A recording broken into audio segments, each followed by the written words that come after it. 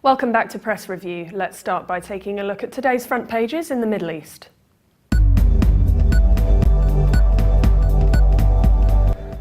From the UAE, the Khalij Times leads its front page reporting that Vladimir Putin delivered a fiercely patriotic speech that laid claim to Crimea and set out a vision of Greater Russia that could define his third term as president.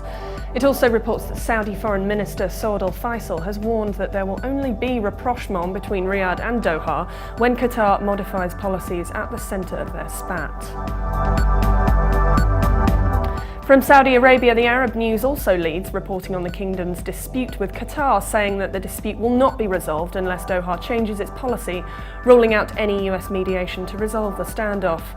The paper also reports that the Maldives eyewitnesses allegedly saw a low-flying jumbo jet on the date the Malaysian airline MH370 disappeared. Israel's Jerusalem Post leads, reporting that the IDF has struck a Syrian army post after it claims that soldiers noticed suspicious movements.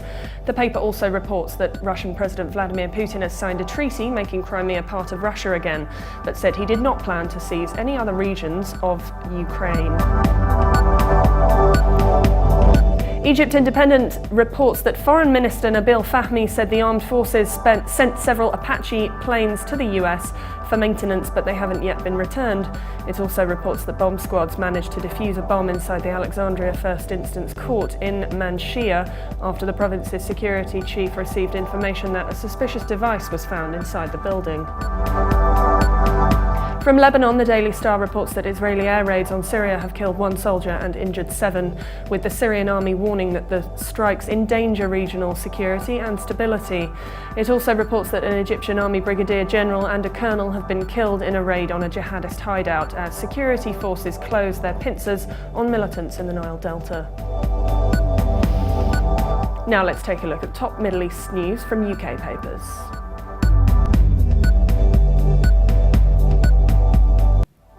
The Guardian leads its Middle East section reporting that Israel has bombed Syrians on the Golan Heights. The targets included a Syrian military headquarters, a training facility and artillery batteries. The paper says Israel said it was in retaliation for a roadside bombing that wounded 4 of its troops. The Daily Telegraph leads its Middle East section reporting that the Obama administration has accused the Israeli Defense Minister of insulting its senior officials and undermining the relationship between the US and Israel after he criticized American foreign policy for projecting weakness throughout the world.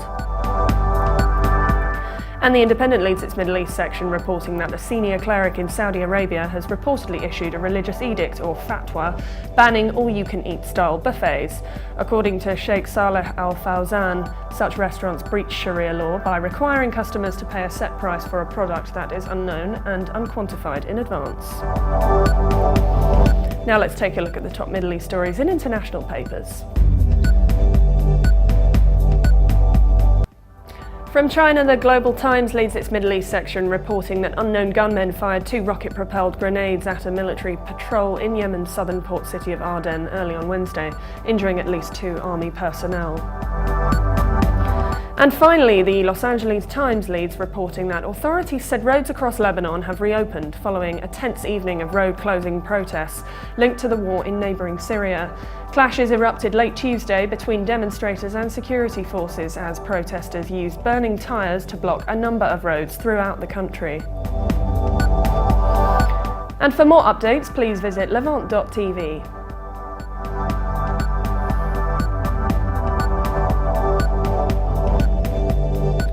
Thanks for watching. Be sure to join us again tomorrow. Bye for now.